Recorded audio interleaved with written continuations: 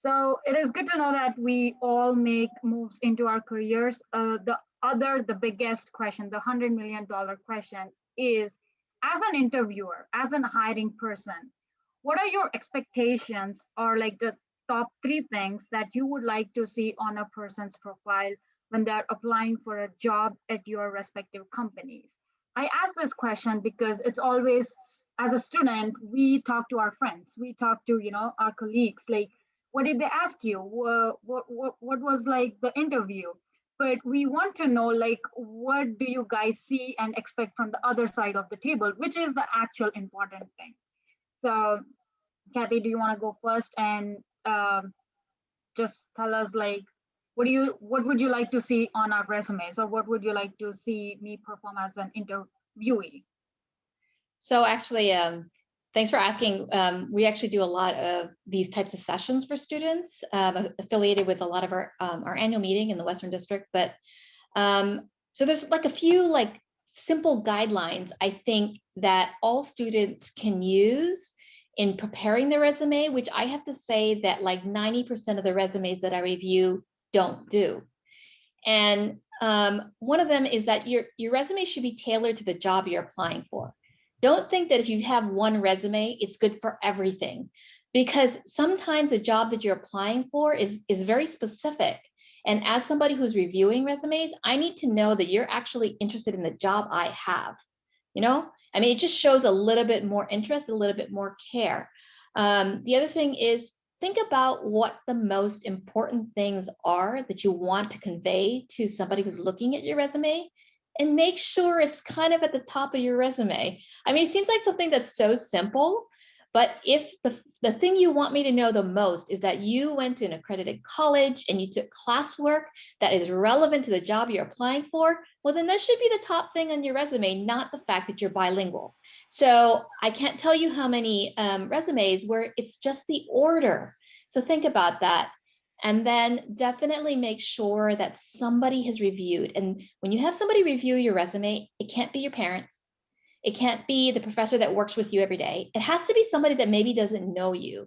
Because what you want to do is make sure that you understand what that person is interpreting from what you have in your resume versus what you thought what your resume said.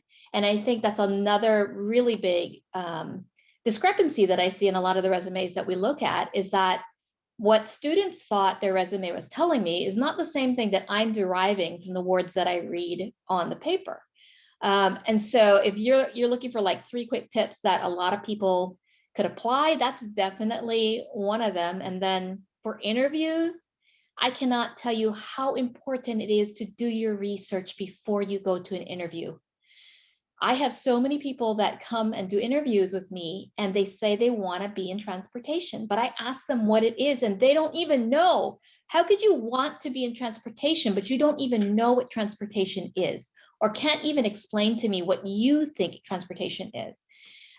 Something very simple like that. The other thing too is, don't come to me and tell me, hey, I'm interested in construction and surveying, and I don't do that. I mean, that's ridiculous, right? I've had people come and ask me, like, I ask them what they're interested in, they'll tell me structural engineering. I'm like, I don't do structural engineering. And so understanding a little bit about, make sure you do your research. LinkedIn is a great thing. You can even research the people that you're going to be talking to.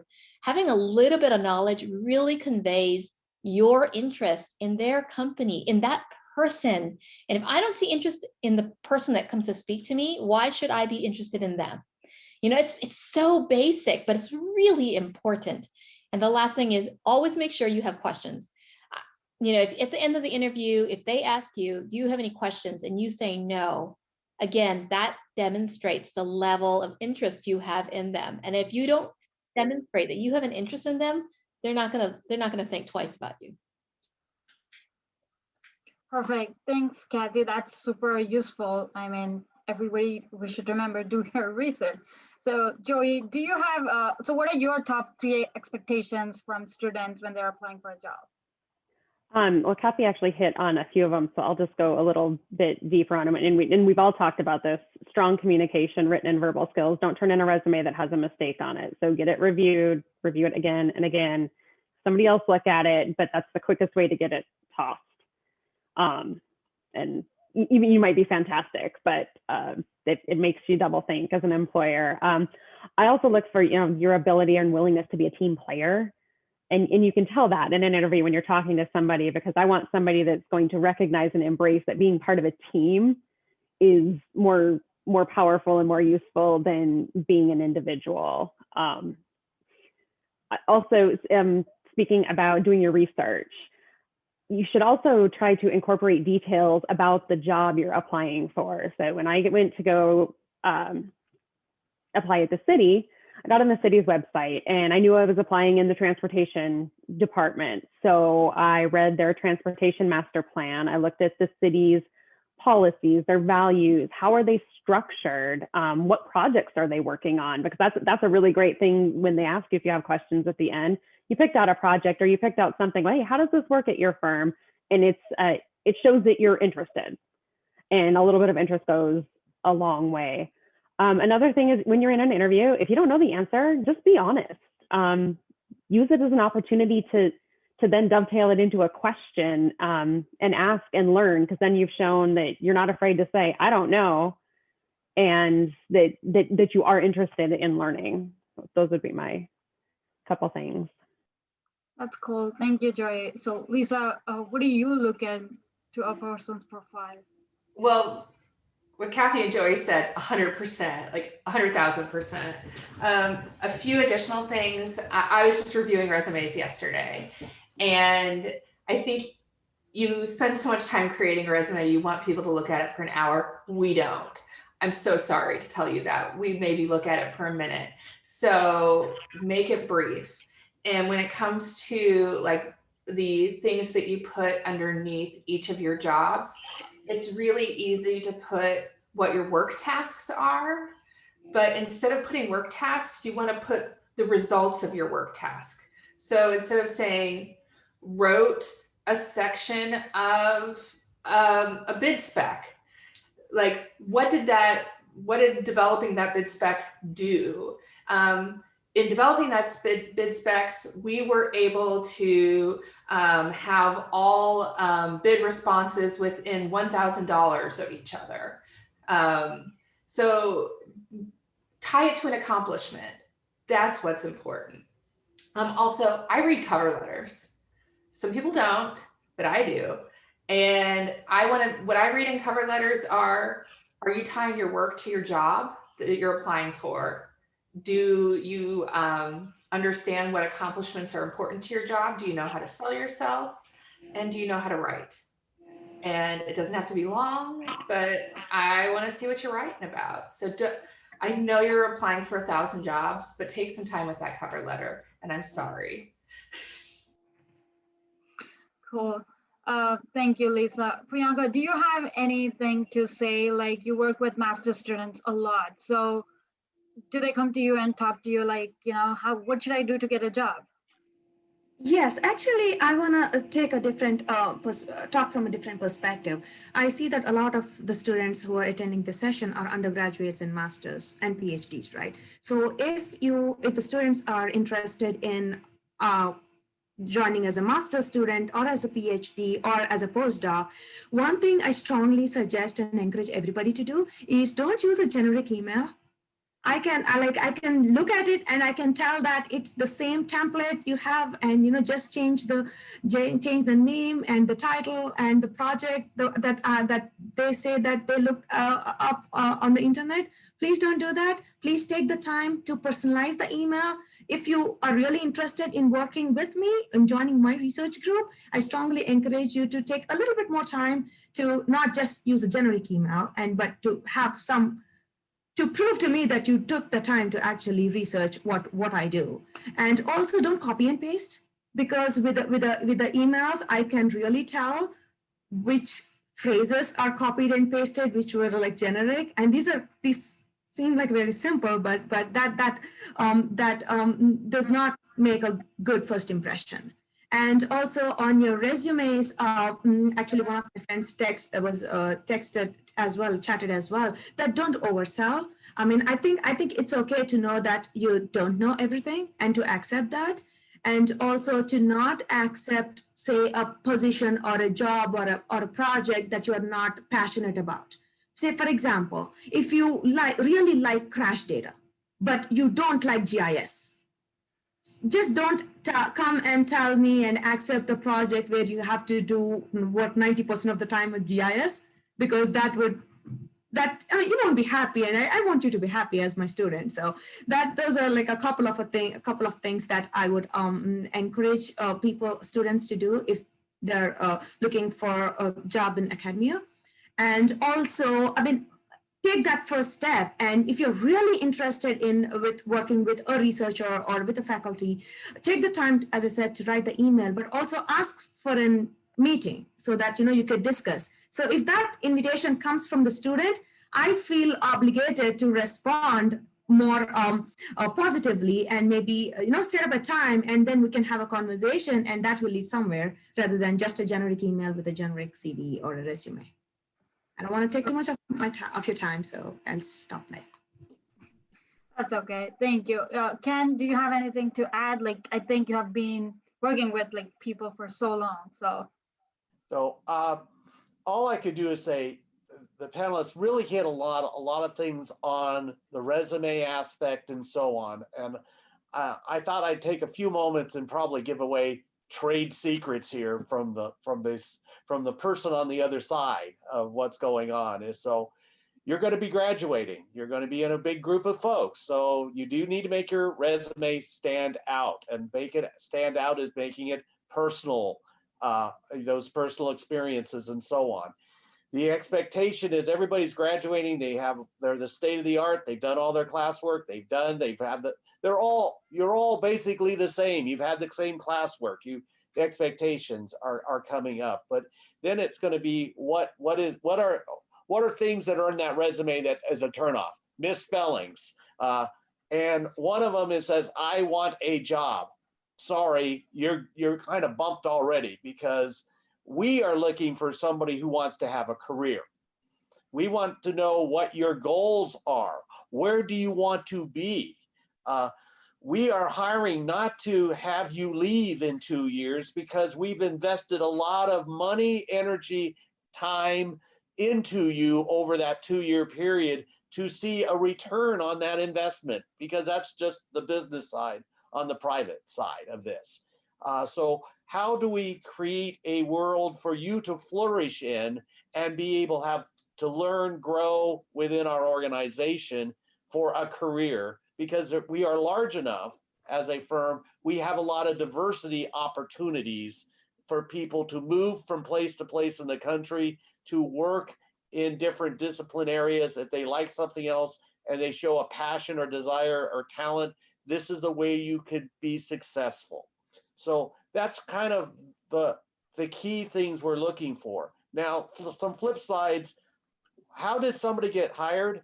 One student sent me a photograph of their advisor's bookshelf who had my PhD dissertation on it, and said, you looked me up, and you have with the resume, they sent the picture with it that said, I saw your dissertation. And I'm going, wow, that there's not that many copies even out there. Did you do that? You slipped up, okay.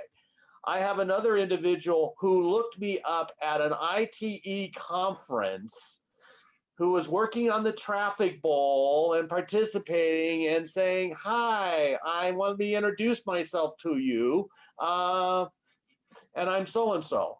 It's like, okay, you've made a very big impression upon somebody who you may hire you someday. So be involved. This conference here is great for you. Meet people. You never know what connections happen. And the last thing I want to let you know is on interviews, is that we start the interview on the person the moment they walk in the door. And after the interview is done, we get our group together, and the person at our reception desk, how was that person when they walked the door? How did they treat you? Were they respectful? Those first impressions start as you enter the door. they meet, it's an extended process for us because we're making a big investment. We really want to know this person. And we also end up with our young professionals having lunch with the interviewee coming in. So there's a peer-to-peer, somebody who just graduated a year before. What is it like? What's the experience? At the end of that, we're also asking, would you want this person to be your new partner? Do you want to work with this person? And how they act when they suddenly are not interviewing with me, but with the people they're going to work for, equally counts more on whether it's a hire or no hire situation. So what I'm trying to say is be prepared to be interviewed from your resume all the way through a process to getting an offer, because you're not trying to impress people. Be upfront, be honest who you are and what your goals and what you want to be. I'll wrap up with that. I was very impressed with an interviewee that I had met. But during the course of their lunch, they explained how they made up their data for their masters. And when that piece of information came back through the channel, I could see the look on some of my academic folks that said, first of all, why would this person admit to doing that? And then they felt so comfortable in a lunch environment and talking to their peer group, bragging, that they just blew their interview. And wait a minute, they're not honest, they're not meeting our ethical standards. Well, all the things that we build our company off of, that person didn't make it. So honesty, integrity, all those things go along with the process. And I only share that because, it's so important. And I'll conclude with one thing. You're going to need to do research on who you are going to want to be employed by, because it's a relationship. Understand we are doing our research on our candidates. So what does your social media presence look like? We can't ask you certain questions, but if you tell us in your social media your lifestyles, we will know that because you put it out there. And we've all partied in our lives. We understand that. But be aware of what your social media presence look like. Would you hire yourself based on what you have out there? And I'll just close with that remark on today's world. Perfect. Thank you, Ken. Thank you so much. That's really helpful. And it's good to know what are the important things to have on our profiles before we actually get into this professional world. So students, make sure to remember all these things to just successfully, not just a job, but to make a career in the profession, irrespective whether it's a transportation or anything. Just make sure we have all those good things on our profile. So thank you, Randy, Vishal, Cecilia, for actually also giving us pointers on the chat. Students, please feel free to check the chat. They do have some amazing points. And coming to our next and the most important question. So this, I believe, in order to achieve some of the key skills useful in the careers like the transportation, and the reason that we are here today is ITE, professional organization or associations in transportation. It's one of the big, and then APA, we have ASCE, we have WTS. So how important it is to be involved in these associations, and what it is, how important is the involvement in these associations as a student, and after being a student, you become a young professional and then professional. So how does that matter, and how useful and important it is to be as a student and also as a professional? So Joey, could you please share your experience as a student in IT, and then Kathy, I would like you to talk about at the professional level. Yeah, certainly. So I would be lying if I didn't say ITE has been everything to my professional career. I got involved with ITE as a sophomore in college. I was recruited by my advisor, and then a classmate of mine who's also the international president of ITE, Alyssa Rodriguez. So I was able to follow in the footsteps of some very successful folks, eventually go through the leadership there at the student chapter, was the student chapter president. And through these things, I learned very early on that ITE has plentiful opportunities, and there are opportunities in scholarships. and technical presentations and conferences, traveling, networking. Through that, I was able to help finance some of my school. I got 3 internships, and 3 of my 4 professional jobs have all been found through ITE contacts of some sort. So you want to make sure that you're taking these opportunities to get to know professionals. Ask them the questions we've been talking about today. What do they do every day? Where do they work? Where do they live? What would they have done different? I mean, it's a great network of people, so really be a sponge and soak all of that up. I've been fortunate to dovetail those things, and Kathy the same, and Ken, I know for sure, into leadership roles at the district, section, chapter levels. But mostly ITE has given me lifelong friendships, mentorships, and connections that I literally use on the daily. This community is fantastic. They are always willing to help one another, and don't be afraid to use it as a resource and ask. Cool. Thank you, Joy. Kathy, would you like to add your experience with ITE? So I have to, echo everything that Joy said. I started very early in my career as well in college. And the one term that, I like to use, actually a lot of people like to use it, is ITE is a family. So I consider, my ITE family as important to me as my real family. There are relationships that I've made through the organization that have helped me in so many different ways.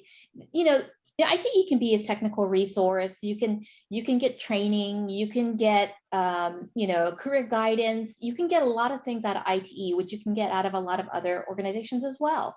But being active, engaged in, and participating in an organization like this will help you create a network, but not just like business contact networks. So I have to say, I've known Ken for many years. And I can say that I've gotten a lot out of that relationship. And Ken says that he likes the fact that maybe he is a resource, he's a mentor. And I would have to say he is definitely one of my resources, one of my mentors.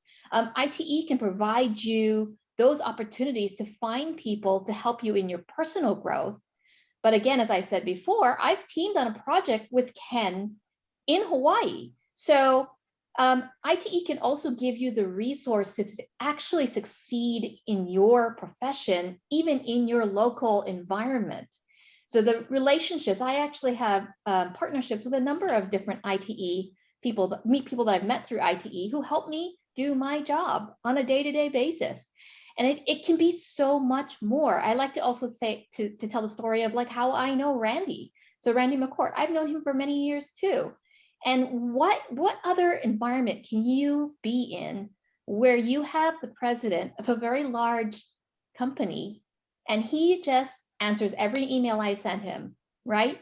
Wants to have casual conversations. If I go to Oregon, where he's from, he'll put me up in his house. He'll cook me dinner. Where else are you going to have those experiences where there's these people where you maybe in the professional world you have to all play a role, but I think ITE creates this very comfortable, very inclusive. Randy put in the chat belonging. It creates community where you can feel safe to connect with people, to talk with people on a one-to-one basis, and that really will help you in professional and personal growth over time. And I cannot stress enough how much this organization has given me. And I hope that everybody on this call takes advantage of that and grows in the organization, but also takes all those extra benefits that we don't always advertise. Yep. Thank you, Kathy. That's really good information. And from my personal point of view, when I was a graduate student in my last semester, I did attend IT annual meeting. And then before coming back to KU or Lawrence, I had 3 interview calls lined up for my job. So it's right away. So it is really important if you're after your school, you're definitely going to be a young professional. So your transition can be much, much smoother if you're involved into this organization, especially ITE. And you can also have that connection with your school. Whenever, right now I'm on the job, but I still connect myself to the school that I'm in. I see Jayhawks, I see, different schools, and it's nice to have that contact. And IT is such a platform that keeps the connections in contact. So that is really important. So I encourage everyone to be part of IT and continue to be a part of IT, not just as a student, but as a professional also. You can contribute, you will be contributing a lot to the society, the community, to the world in general. So IT is one such platform which helps you to get your information, get yourself outside in the world. So that's all I've got for this session. And I think if any questions, any students that you have for the speakers, feel free to ask, or like you can post the questions if you want to ask. If you think it's a big question you don't want to type, feel free to unmute yourself. But before that, I think there's one question from Raul. I think any one of you, whoever would like to answer, is if could you share any advice or experiences on handling the conflict with the clients or with the coworkers or supervisors, etc.? Like, what is it that you feel you learned it's too late? Also, what is it that, yeah, sorry, go ahead. I would say one of the things that I really try to do when handling conflict is go into it with the purpose of resolving conflict. I think a lot of times when we go into a conflict, we are angry and we have a heightened, our heart rate's up, we're angry, we want to win. And if we have that mentality, then there's no reason to continue that. Don't continue that argument. If we're doing this professionally and there's a conflict, the purpose should be to resolve the conflict. And if that's the point, then I always try to find points of consensus, or points of consent at least, where we can come to some common ground and start there. And then start to gain some trust around those points of common ground, and then just kind of grow and grow and grow. And then you find that the points of conflict are probably less than we thought, or we can just deal with the fact that we don't agree on some things. Or it's just, we got to the same result, but we didn't have the same path in getting there. And is that really such a bad thing? But if we can at least find some familiar trust, or at least find some ways that we appreciate or value each other, just to kind of reduce the tension, I find that works. But the most important thing is, if you just want to continue to have an argument because you want to win, just stop. I was gonna make a comment about handling clients. I think everybody on this panel could probably agree that at some point in time, you've had a difficult client. It's something that does happen.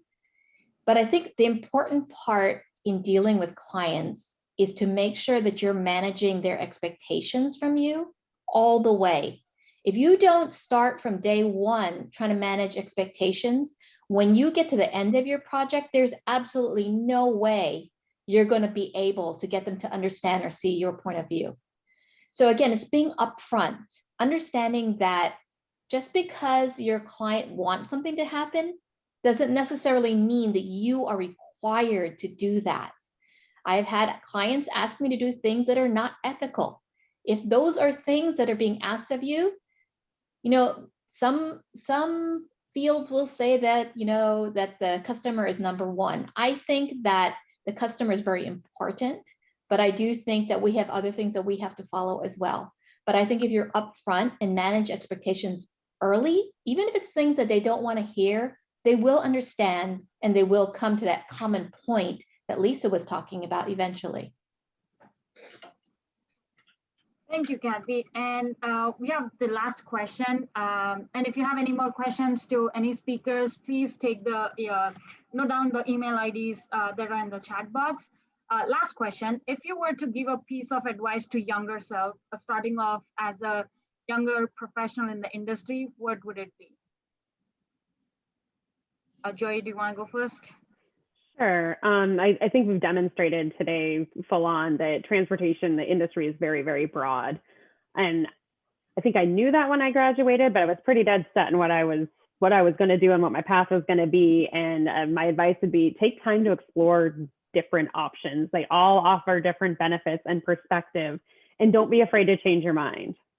And because it's going to help you evolve. So I think, Kathy, do you want to add anything? I was just going to say that the best piece of advice, the one I give students a lot, is try to figure out what's going to make you happy.